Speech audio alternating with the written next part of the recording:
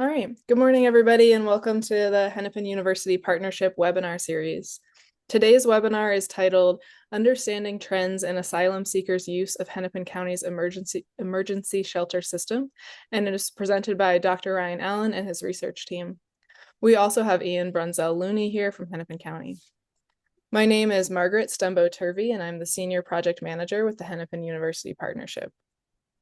The Hennepin-University Partnership is a collaboration between Minnesota's most populous county and its only land-grant university. At HUP, we're dedicated to catalyzing and supporting mutually beneficial relationships. The partnership has led to nearly 500 joint projects, combining academic research and local expertise to inform policy and practice for the benefit of Hennepin County residents. The goals of this webinar series are to offer information exchange and showcase research. Before we get started, just a few Zoom reminders for our audience. Your video, audio, and chat are not enabled, so if you need any support from the HUP team, please use the Q&A function. If you'd like to ask a question, you can also submit that through the Q&A function. We will monitor questions throughout the webinar and save time to address them at the end. Lastly, this webinar is being recorded, so please look for an email from hup@umn.edu with a survey and a link to the recorded webinar video tomorrow. And finally, we're so glad to welcome and introduce a few of the presenters.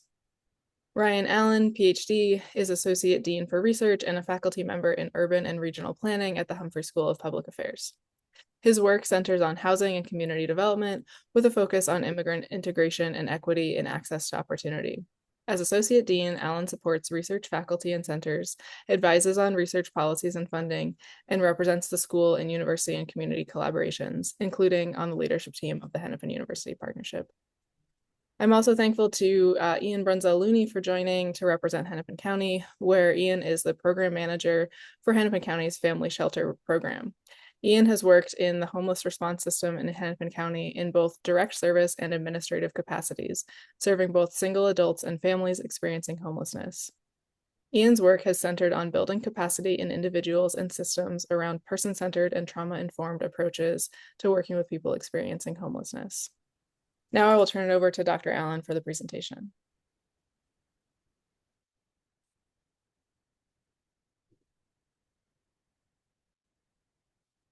Thanks for the introduction, Margaret. And let me just confirm that everyone can see a presentation. Someone's going to give me a thumbs up that I can see.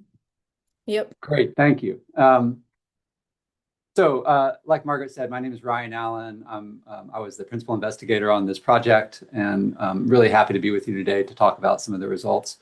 Let me introduce Matteo and Sochi, who are also here and will be speaking as a part of this presentation. Both were integral to the success of the research. And finally, fourth, Kim Carr, who is a participant today, but will not be presenting because she is with the newest member of our research team, her daughter, who was born just shy of 2 months ago.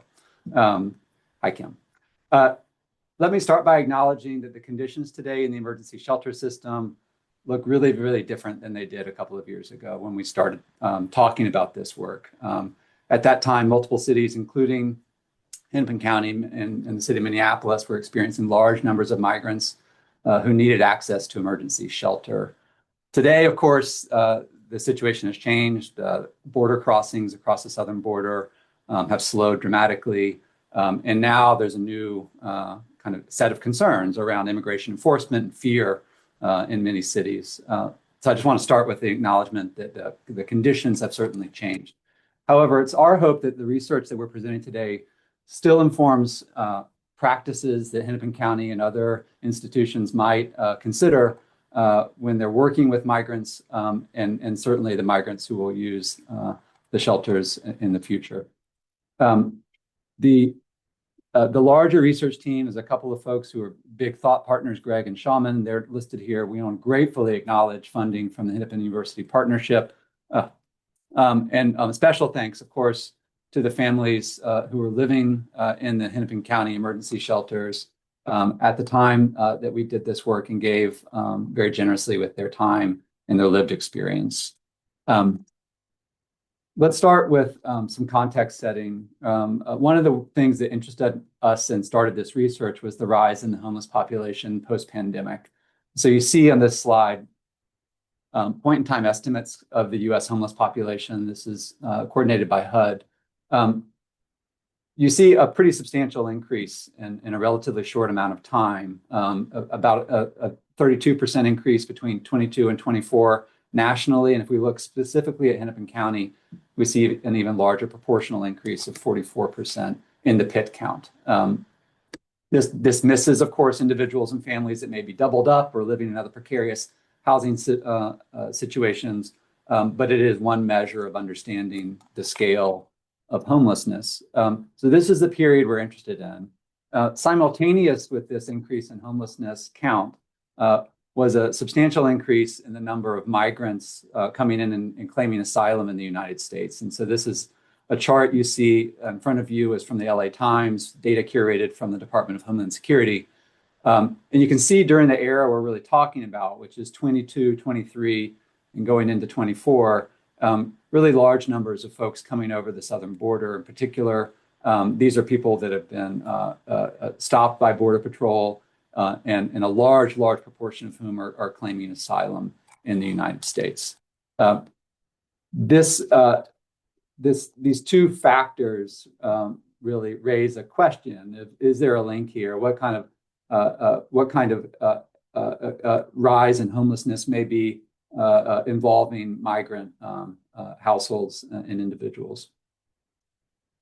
Let me just state at the outset, though, that I think all of us are aware, and it's very empirically supported, that the lack of affordable housing is the major explanation for the rise in homelessness in the long run in the United States.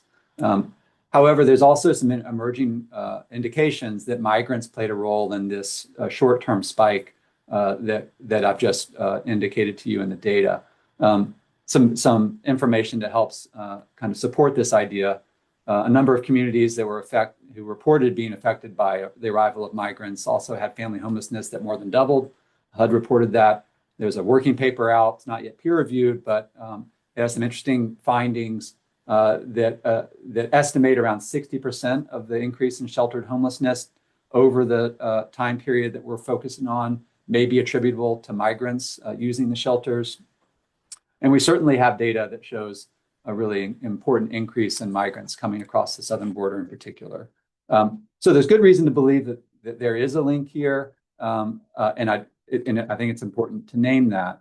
We wanted to investigate more specifically what the experience was like in Hennepin County. Before I do that, I don't want to make too many assumptions that we have a common understanding of what we mean when we say asylum.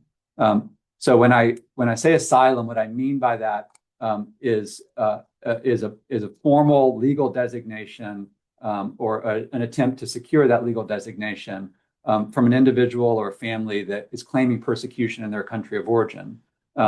They do this while they are physically present in the United States. The claim must be made within a year of entering the United States. This is known as the affirmative asylum path.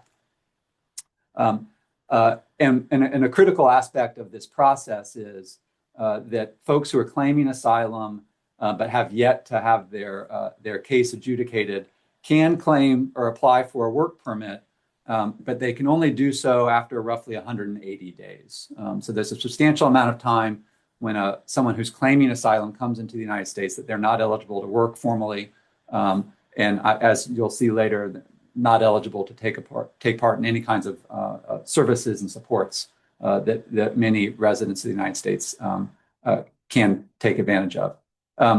In a recent fiscal year, just to put a number on this, we're looking at nearly 4 years for an asylum claim to be adjudicated. So it's a really lengthy process, and it's an important thing to understand at the outset.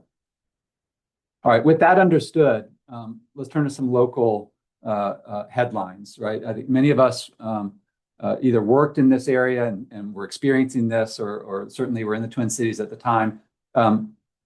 So some reporting by the Star Tribune indicating that there's this really substantial flow of migrants into the Hennepin County Family Homeless Shelter, largely from Ecuador. The migrants were hailing largely from Ecuador, according to the reporting.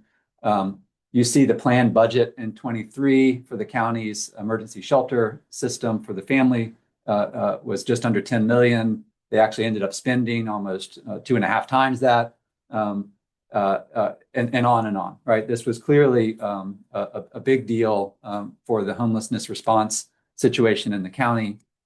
And we were not alone, right? Many cities around the United States experiencing a similar phenomenon.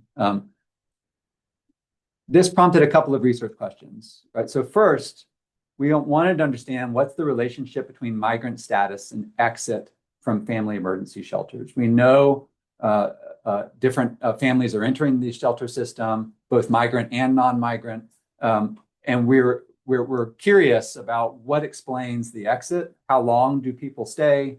What are the factors associated with leaving early rather than staying longer? And in particular, what's that? Is there a relationship with migrant status in exit? Second, we're really interested in what kind of barriers to more permanent housing solutions migrants and non-migrants experienced in coming out of family emergency shelters, and where were there differences in those kinds of barriers? Answering these questions will help explain, I think, and help provide some context and hopefully some guidance for the county about how they can serve different families who need emergency shelter services, and what kinds of techniques or strategies they might deploy to help people find more permanent housing solutions at a faster rate. So with these research questions in mind, I'm going to just briefly present what kind of research approach we adopted here before I turn it over to my colleagues to talk about some of the results we had. This is what's called a mixed methods research approach. We started with Hennepin County administrative data.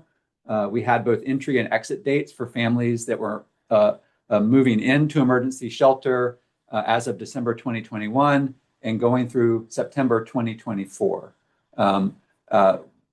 The county, as you probably know, collects ethnicity data, Hispanic, non-Hispanic, in keeping with Census Bureau definitions.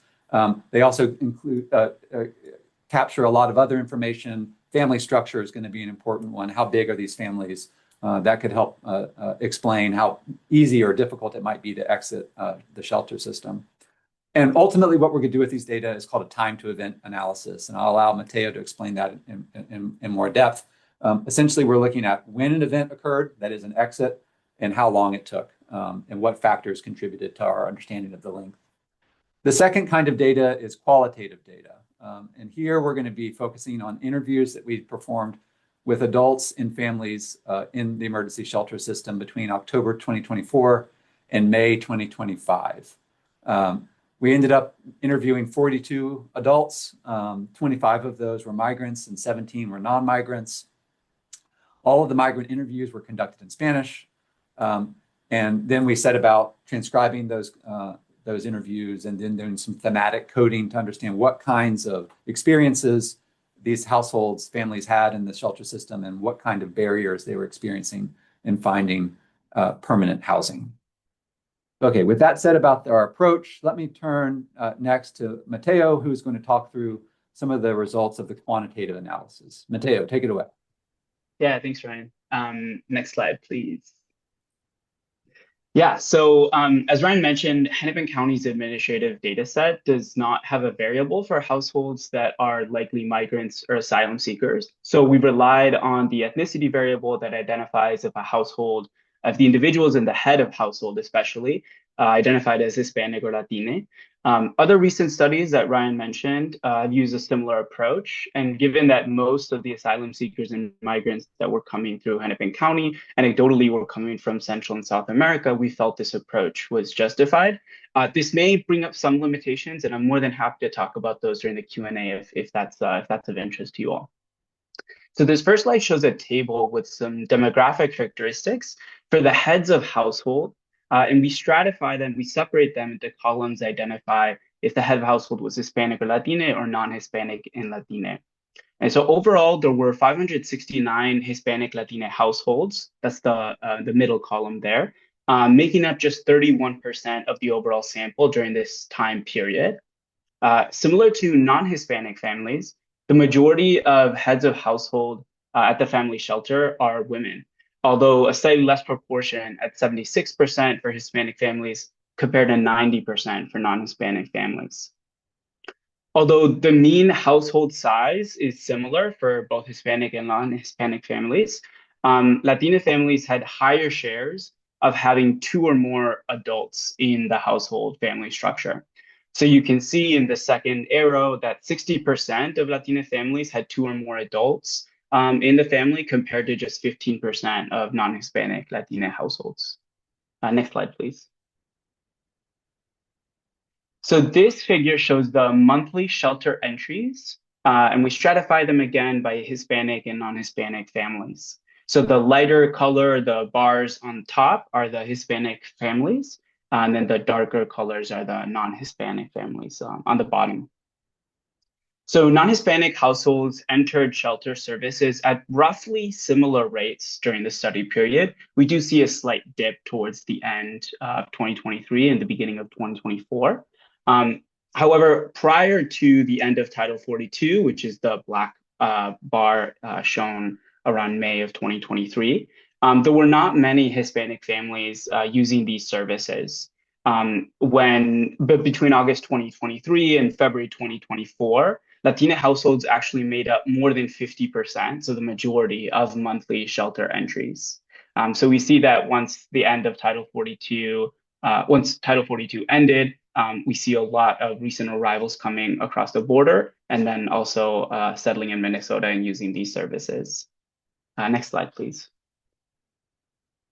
This figure shows the overall distribution and some summary statistics of the time spent in the emergency family shelter, which is kind of the main outcome that we're really analyzing in this project.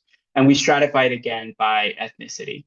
So Hispanic families on the left spend a median time of 139 days in the shelter compared to a median time of 71 days in the shelter for non-Hispanic families. Next slide, please. So as Ryan mentioned, we did a time to event analysis, also called a survival analysis sometimes, to understand what factors might be associated with the time spent in the shelter.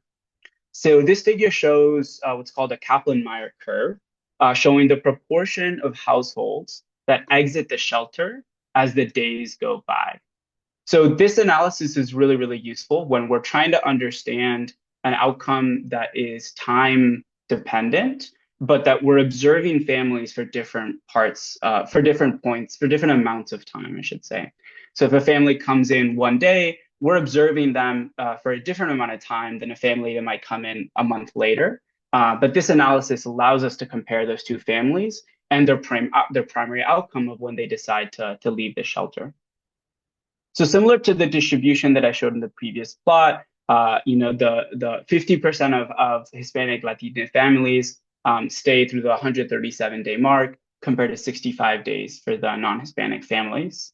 And then when we do a regression model using this method, we see that Hispanic households have 27% lower hazards of exiting the shelter at all times compared to non-Hispanic Latinas.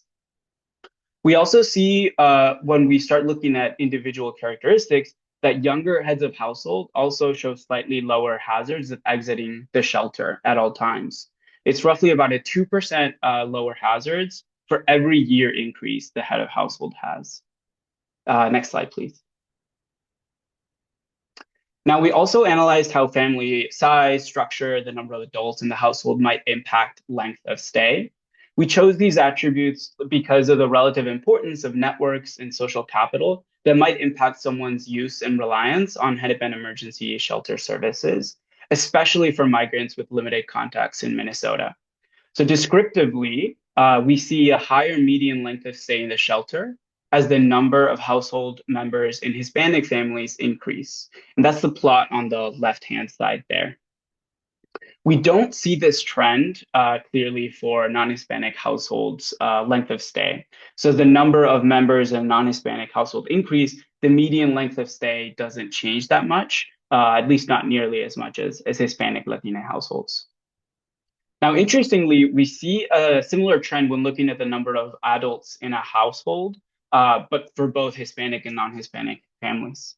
So when we increase the number of adults in the household by one, it's associated with a 24% lower hazards of exiting the shelter. This result was quite interesting to us, as we had actually expected that more adults possibly mean more access to networks, employment, and other opportunities to leverage to leave the shelter sooner. I'd love to answer any questions about this and discuss this further and learn more about how your experience as service providers might as you reflect on this data. But for now, I'll pass it over to my colleague Sochi to talk about the second part of this project. Great.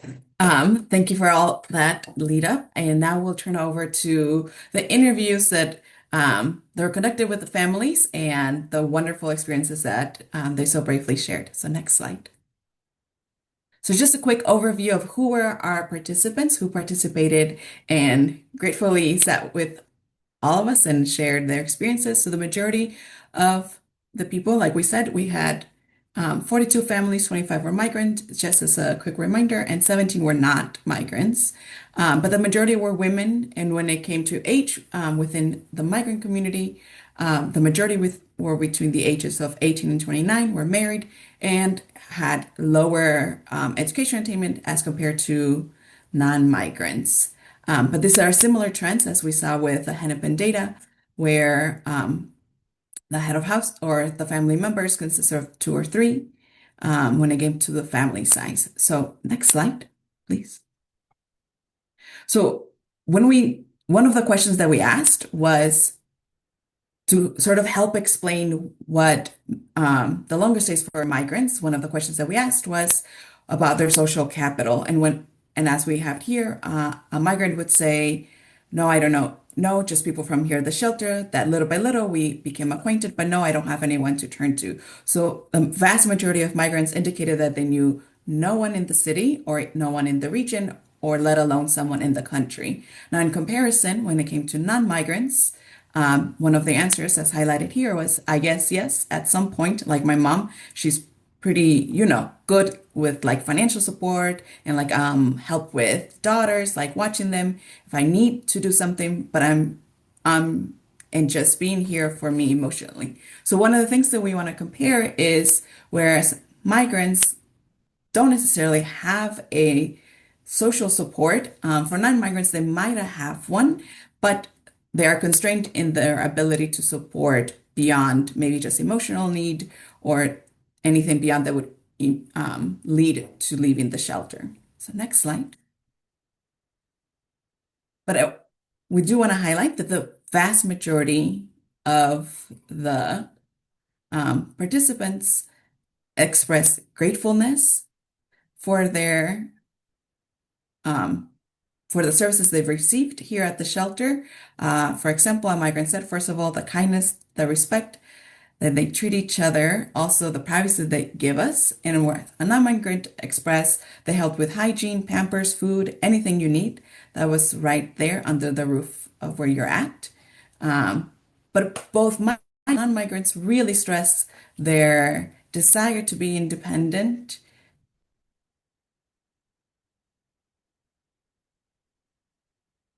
And I think I might be experiencing some technical issues. Yeah, Zochi, we lost you for just a second. Am I back? I can hear you. Maybe if you try, unfortunately, turning your camera off, that might help with Okay, with. let me do that. Thank you. Um,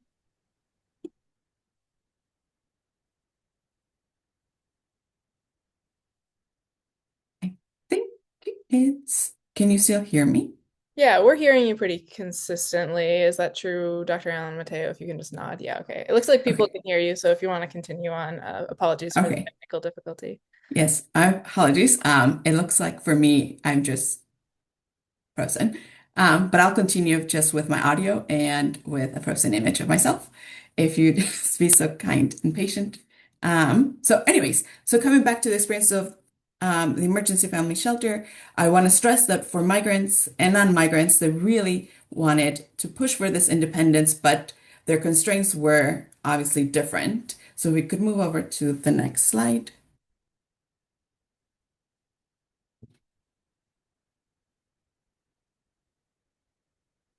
Um, I think I might have to log in and log out because it's frozen on my end. Okay, Zochi, you can go ahead and do that. The slides are advancing on our side, but I know it'll be easier for you to see, so we'll pause for just a moment. Okay, sorry. Thank you for that. No problem. Maybe I'll start describing this one, and when Sochi comes back, I'll hand it back to her. Yeah, thank you, Dr. Allen. So, so as Sochi mentioned, extremely grateful, both migrants and non-migrants, for the kinds of services they were receiving, but both strongly expressing an interest in living independently and finding a more permanent housing solution, which certainly begs the question, since both were interested in this, what were some factors that may have created barriers for migrants that were not present, or maybe different barriers were present for non-migrants that can help us understand why there was such a big difference in the amount of time they spent in the shelter system. One of the things that quickly became apparent, and this was actually quite predictable, was the liminal legal status that migrants experience. As I described in the asylum-seeking process, these migrants are awaiting a court date. They are, in theory, less susceptible to removal. They're going through the removal process, actually, and the court date is part of the adjudication of their case for claiming asylum. This provides them some kind of stability. It's certainly not the stability that many would like to see. It's not a green card. It's nothing like that. But this liminal legal status also has some important limitations to talk about. So the first is, as I've already mentioned, migrants are not legally able to work in the formal labor market until they can obtain a work permit.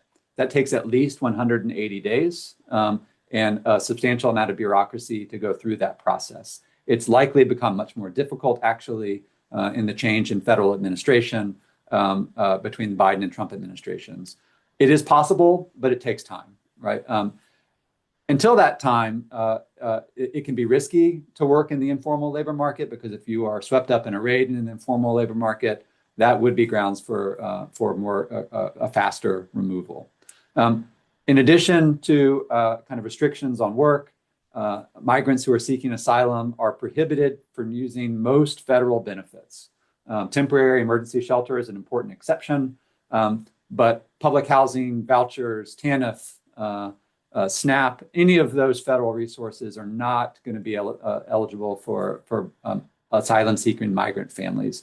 In other words, there is very little other formal federal support for these families. When you put these two issues together, in particular, the lack of a subsidized housing exit ramp for many asylum-seeking migrants, what occurs is the obvious need to eventually obtain formal employment, save money, and find your own housing in the private market. That's going to take a lot of time, particularly for families that came with few, if any, resources. Sochi, I see that you're back. I was just picking up, and I'm towards the end of this slide, but I want to give you an opportunity to speak about some of the issues. I was on the last bullet point. Thank you. And sorry about that. We're back now.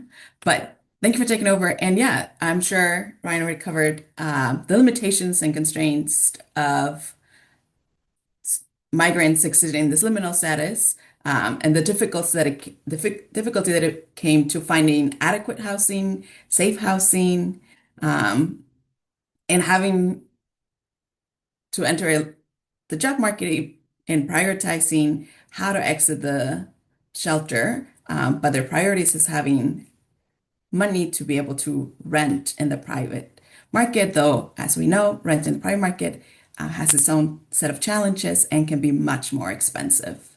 So we could move over to the next slide.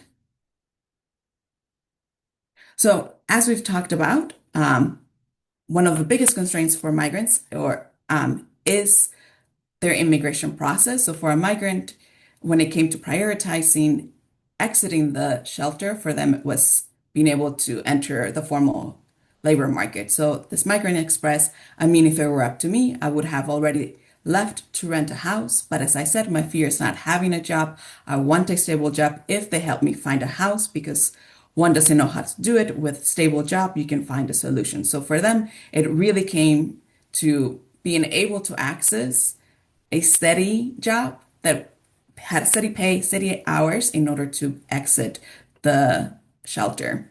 But because of this constraint because of their immigration status, a lot of them ended up having to seek employment at an informal labor market. So this Migrant Express, I go out to look for work, and there are people who take you to work for a day, 2 days, and then they don't pay you well. Sometimes they scam you. So for those who were able to enter the informal labor market, they did express a lot of their vulnerabilities of not being paid, or simply because it's informal, the pay is not stable, the hours are unstable, and there's always that fear they would work and that they wouldn't be paid, and thus then also limiting their economic stability. So next slide.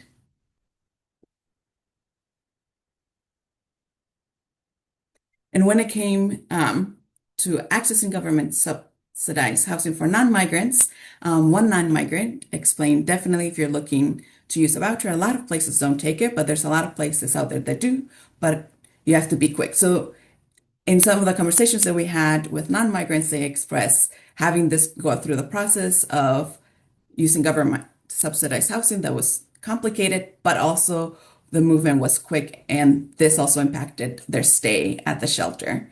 And again, within their access to social support for non-migrants, one non-migrant said, I mean, like my mom, she would not mind, but there's already enough going on in her house, and there's already enough people in her house. So again, signaling to the constraints that although there is a social support for non-migrants, the support is constrained in their ability to meet the needs of non-migrants beyond just emotionally or hearing one another. So if we could turn over to the next. And to conclude, I want to come back to and reemphasize that both migrants and non-migrants really were thankful for the services, but they really had the strong desire to exit the shelter and in their own way faced different constraints. So for now, I will turn it over to Ryan to discuss policy implications for the Gulf government. Thanks, Sochi. So just very quickly, we want to wrap up with, as we thought about our results and research findings, what we think this means for the county in particular, and others who work in emergency shelter services. Again, I want to acknowledge that we're in a very different time now. These results are coming a little too late for the most intense period that I think the county was experiencing in the past couple of years. However, we do think that there is some value here for thinking about current shelter residents and the future shelter residents that will undoubtedly be needing to use these shelters in years from now. So the first thing we want to talk about is this, and recognize that there's no way for local actors to affect federal policy. We have to understand the federal policy, but we're not going to change it, not by ourselves. And so that's just an important thing to acknowledge. With that said, we believe that it's important to strategize how to most closely hew to what the federal guidelines dictate is possible, right? So with that, our first recommendation is about early legal and sustained legal service interventions for migrants. If you can minimize the amount of time that a migrant has where they're not able to enter the formal labor market because they're in that asylum-seeking process, you minimize the amount of time before they can start to earn substantially more money to help support their families and themselves, and eventually find a more permanent housing solution. Again, we can't change federal policy, but we can take steps to make sure that we're kind of hewing as closely as possible to what it can provide. We also think when it comes to actually providing services, and this may seem self-evident, that there's really no replacement for a bilingual staff. Google Translate is good in a pinch, but it doesn't offer the same kinds of supports that having folks working in close proximity to migrants have in a common mother language. Uh, so that's a priority. That should be a priority, particularly in times when there's substantial numbers of migrants using the shelter system. Um, Migrants are very interested, as we've already indicated, in finding a permanent housing solution, but they oftentimes have no idea how to go about a search in an American context. They're susceptible to scams, as many people are, but maybe more so given language barriers and cultural barriers that migrants have in place. And so what kinds of supports can the county offer in terms of the search process? How do you spot a scam? What are the better search tools? Maybe not Marketplace and Facebook, right? What else can we do to help support a search that will yield a good outcome? And finally, and I'll conclude with this, we think it's actually critical to provide information about tenant rights. What we found for those households that were starting a search, they didn't understand the documents they were signing in the leases. They didn't understand what kind of recourse they may have for property owners who weren't making repairs, et cetera. All right. And so these are three things that we think we're calling these all migrant-centered service provision that would be really useful to consider for Hennepin County and others who are working with migrants. With that, I'll conclude, and I know that Ian has some remarks that he's going to make, and I'm sure we all look forward to your questions.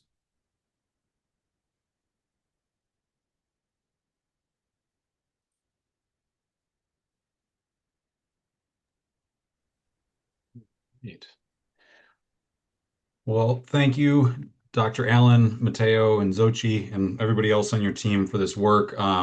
We really appreciated the opportunity for this partnership, and I think seeing the final product of this research really did help solidify some strategies that we could be more intentional about embedding in our services, and I think some things that we had started down the pathway of doing. And then it also really did help kind of translate what we were seeing from an anecdotal standpoint into like this is truly what the situation is. And so I think that the value of this is immense. And I think just to call back, Dr. Allen, to what you were mentioning is that at this point in time, kind of the state of our shelter system looks very different because of some of these larger changes that have happened in the federal administration. So, what I will say is that we Hennepin County throughout this whole process maintained a shelter all families policy, and we maintained a one shelter approach to that, meaning that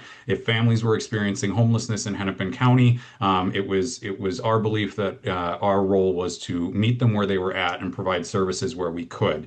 That being said, serving this new population at this level was not something that we had institutional experience with, and so kind of the guidance that was put forward in this research project, as well as some of just the good old-fashioned social work that our teams did by hitting the pavement, talking to families, doing barrier evaluation. Those things really did inform something of kind of an organic development of a response to this. And so, I think I'm immensely proud of the work that our teams did in this space. And I say teams because it was not just Hennepin County shelter team that responded to this. We had internal partners like Office of Multicultural Services. We had an emergency response program that was originally propped up to help with this. We had our external partners through the Hennepin County contracted shelters. We had partners with other agencies that were more deeply embedded in the community, where we were really able to tap into kind of expertise that other people had. So we didn't necessarily have to reinvent the wheel. And I think the biggest thing that we learned, and again, supported by this research, was that we didn't necessarily have to learn all these things if we learned how to make connections and embed the right people in the right places to connect our families to those services. And I think kind of the apparatus that we saw get propped up, particularly as we moved through 2023, and I think the meat of the work happened in 2024 when we finally started to kind of get some traction around this. We started seeing some pretty significant positive outcomes, right? And again, it was through addressing a number of these things that the research also supported. supports that the families that we were serving didn't have the same pathways to housing or to supports that some of the families that we had traditionally served in the Hennepin County shelter system had. They didn't have the informal supports either that a number of our families that we historically supported had. So again, it was about leaning into spaces where we could bring in those support services. Our connection with the Advocates for Human Rights and other legal support organizations was a game changer for a number of our families. The ones that we were able to kind of move through those processes was immensely helpful. And again, it is where we saw kind of these positive outcomes. So I think from our side with operations, it was a long journey of learning, of trying and learning, of trying to hang on to the things that we found that worked, and then having opportunities like this to have folks come through, look at the work that we were doing, look at the data that we had, and really inform future kind of interventions. We firmly believe that the families in our community, should they run into housing instability in the future and wind up back in our care, that we are now better positioned to be able to serve them and reduce that time to housing because of this kind of guidance, because of the work that was done, and we continue to see positive housing outcomes, really centered around a number of these recommendations for our families that are still in our system, kind of navigating that search towards housing. Yeah, I don't know, a lot of trial and error, a lot of learning as we went, a lot of good old-fashioned hitting the ground, doing community connection, pulling in partners, finding folks that were able to step into spaces that we couldn't step into, and then being able to look at it through this lens of data-informed continued improvement and policy development. So I think from our side, that's largely what we experienced. We sincerely appreciate the work that Dr. Allen and his team did, kind of quantifying and expounding on these experiences. And I truly do feel that when it comes time to serve families, again, in similar situations, we will be more well positioned to do so with this information. So we've appreciated this partnership. So thank you all. All right. Well, thank you, Dr. Allen. Thank you, Ian, Mateo, Zochi, everybody who spoke today. We do already have a couple of questions coming in the chat, so I will read them aloud. I see one participant did raise their hand, so just a reminder that the functionality of the webinar, we do need the Q&A submitted. But yeah, one question that popped up, it looks like, Mateo, you were able to answer it in the chat, but I want to open it up to the whole group. Somebody asked, were there other things beyond the example that Mateo referenced in their presentation?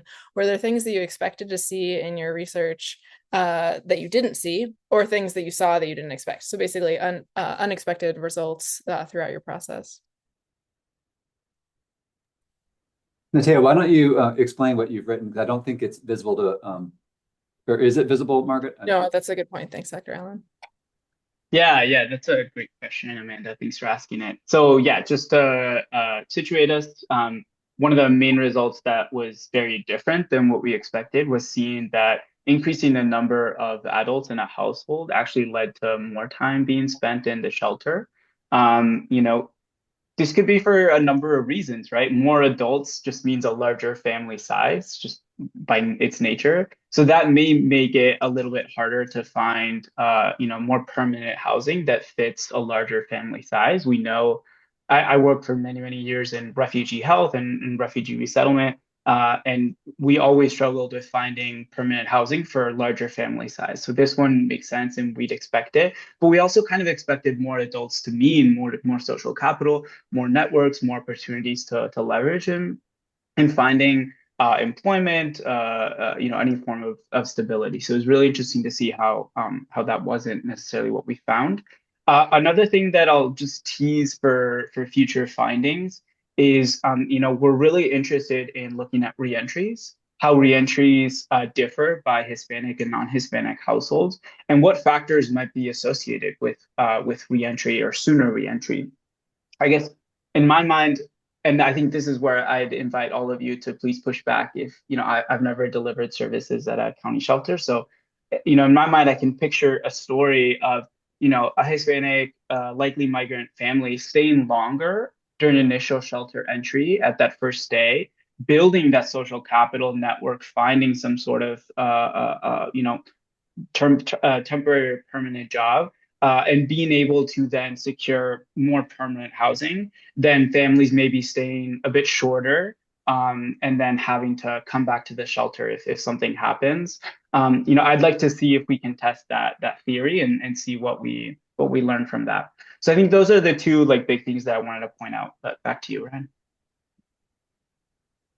Mateo, the other thing I would add to that, and I'll see if Sochi has anything, is I didn't expect Donald Trump to be reelected, and we were right in the midst of doing interviews at that point, and so it wasn't surprising, but it's important to point out that right in the middle of our data collection, a really seismic change happened at the federal political level. There was a substantial amount of fear right off the bat, right? And that's only grown. And I think all of us are aware of that. If you live in the Twin Cities and you see the headlines or see what's happening on the streets of Minneapolis and other cities today. And so I think that this compounds, I think, some number of the limitations and complications that we see for migrant families and their ability to find housing. I think it raises new kinds of concerns, that kind of immigration enforcement activity that's ongoing right now about what this will mean. So I did want to mention that. Sochi, would you add anything else before we go to some of the other questions? Yeah, just to underscore, at the time that we conducted these interviews, you can really trace the election based on the answers. So at first it was apprehension. The answers kind of dealt more like we don't know what's going to happen. There's a new president coming in. We've heard of his rhetoric. So then leading up to in May, where it was, I'm afraid to go outside. I need to get employment, but if I go outside, I'm afraid that I won't come back. And the concern also was felt differently between if you're a single parent or not. But the concern was if I leave and I get picked up, then what happens to my kid who's not a US citizen? And then as we can see, the current climate, this might also be an issue or a consistent issue. Yeah, thank you. So going in order, the next question that we have from Nancy is, what practical steps can an average person take to support or advocate for migrants who need permanent housing beyond the broader policy issues mentioned? Thanks for the question, Nancy. As I indicated in my remarks, there's very little we can do to change federal policy. There are parallel kinds of supports that the county could choose to exercise, however, right? I mean, you have to be careful of commingled funds, but localities can produce their own sets of programs and provide supports if they have the budgets and the desire to do so. Now, in an era of scarce budgets, I know that's a very difficult thing to accomplish, but that is a policy lane that's open, right? There may be kind of legal aspects that legal staff working for a local government would want to consider, but I think that's one area that's possible.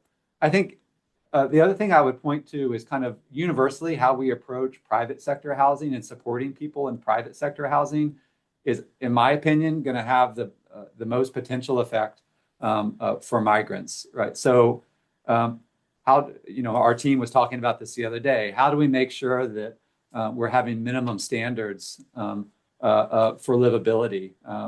We don't want to have this Sophie choice between making a migrant household or any other household for that matter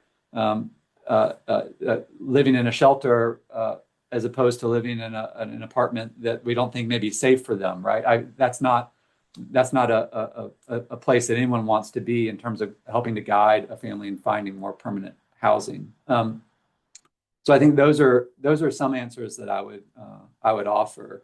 If anyone else in the research team wants to weigh in, I'd be happy to hear your thoughts too.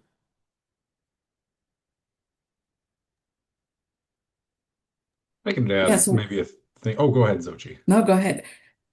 Yeah, I was just going to piggyback on that. I would say that to Dr. Allen's point, there's not a whole lot that we can do to influence federal level policy, but local municipalities and local government do have a fair amount of say and sway over how we deliver services. And so things like advocating to your city board or to, county administration in the county that you stay in, and advocating for policies that are more geared towards being able to serve all individuals living in that municipality, I think can have value. And I think that there are opportunities for people to put themselves kind of in the work through volunteer opportunities. There are a number of nonprofits, faith-based organizations that really do focus on serving folks in these circumstances. And I think, a cursory Google search, there is always a need for both time and material donations to those kinds of organizations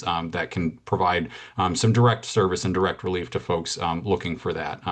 So I think those are two things that I generally point to people to when they're asking what they can do to impact the experience of individuals navigating homelessness.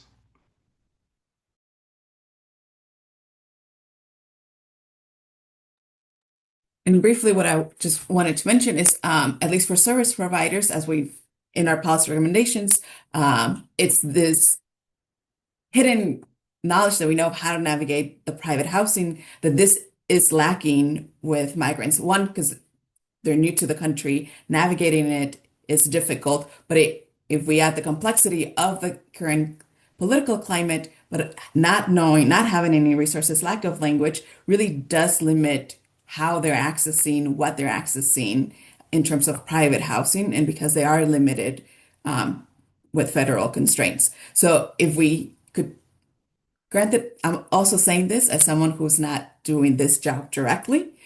So I do want to also acknowledge that it is a hard position to be in, and the limitations are really, really there. But a conversation of like, what is safe housing look like? What is expected of that? What questions can you ask? What are your rights as a tenant? And then just broadly, I think as a community, we can support and push for better housing options that at the very minimum, we should all have access to safe housing. Our next question is from a guest, Lakeisha, wondering why the county hasn't converted any abandoned buildings to extra shelter places. Ian, I don't know if you can speak to any efforts that may or may not be going on in the county in that space. Yeah. So in during this period of demand, we did get, for lack of a better term, scrappy, and we made some really good partnerships with property owners, and with some local municipalities within Hennepin County, to prop up kind of these overflow shelters. That being said, as it stands, kind of some of, like I said, these recommendations that were proposed by this team, as well as just kind of learning from the work, we have implemented, I think, more effective interventions, ultimately shortening people's stay in shelter. And we have been able to manage the inflow of families seeking shelter in Hennepin County without having to expand shelter and still not having to turn any families away due to capacity constraints. So it's our belief that it's not always about expanding the shelter system, but improving the pathways to housing for folks that are entering the shelter system and shortening those stays in the shelter system that ultimately become kind of the longer term solution, as opposed to kind of the shelter system expanding and expanding and expanding, which is where we were kind of in 2023, when we were at this apex of just immense demand, and we met that need. But the goal was always to create better systems that kind of shrunk the overall standing population in shelter by increasing positive outcomes to housing, which we were quite successful in doing. Thank you. Next question. Is there any evidence that new arrivals during the same time period whose status conferred work authorization as well as increased benefit access, for example, Afghan and Ukrainian TPS, had shorter stays or different outcomes in the shelter system? I can start a response to that, or Mateo, if you want to speak directly to that, I'm happy for you to take it. Yeah, I can start answering this. This is such a great question, Ryan. It's actually something that we spend a lot of time talking about and thinking about. So I'll say the short answer is we don't think we have the data to be able to test this question. So we need like two pieces, either of the two pieces of information that I outlined. We'd need either like a date of US arrival, and then use that as a proxy for when they'd be eligible for work authorization. And then we'd be able to test like, hey, once this 180-day mark has passed, do we see like sudden departure from shelter, right? And then that'd be able to tell us if this like work authorization status is a huge condition that folks are just kind of waiting for. And then that would obviously highlight the need for comprehensive immigration reform. But the other piece of information is like just knowing like whether or not someone has a work authorization permit. The county doesn't have either of those two variables, understandably so. But yeah, so we're not able to answer those questions directly.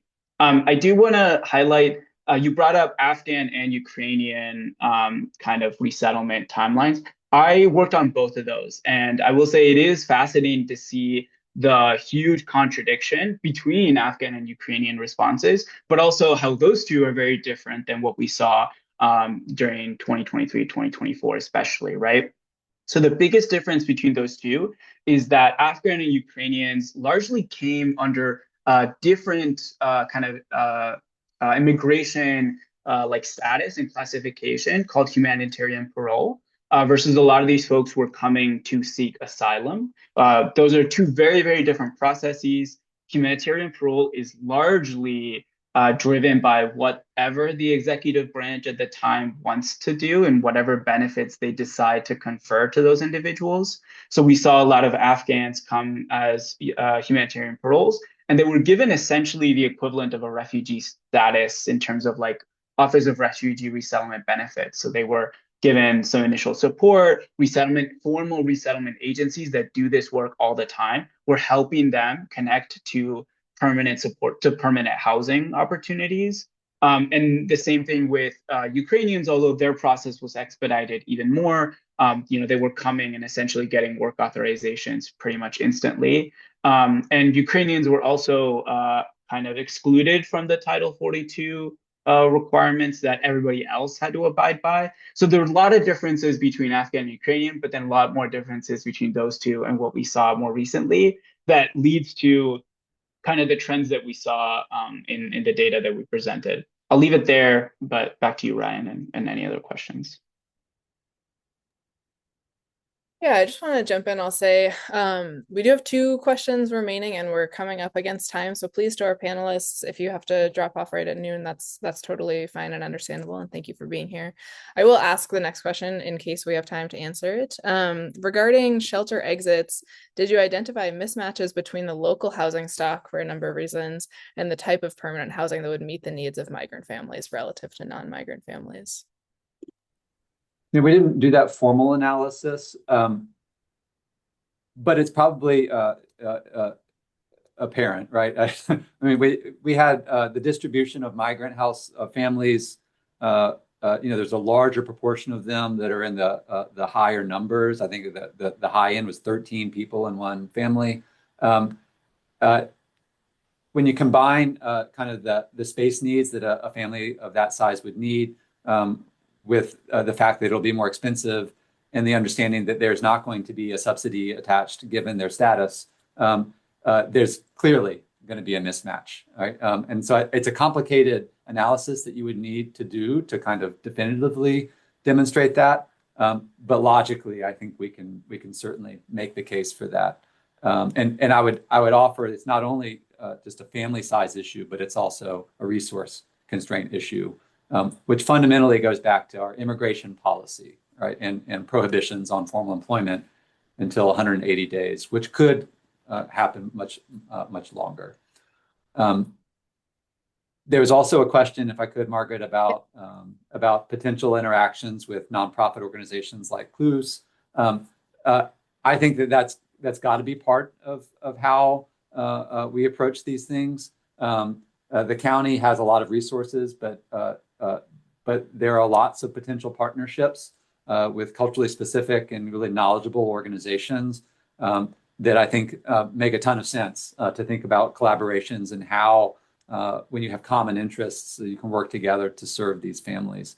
I think that's an excellent suggestion. All right.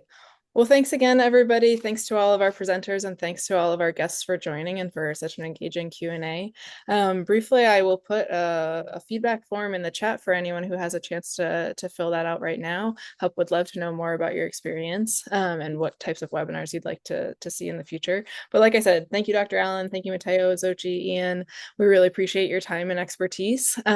And for all of our guests taking the time and then people watching the recording tomorrow, we know this will be a valuable resource. So thank you so much. Thanks, Margaret.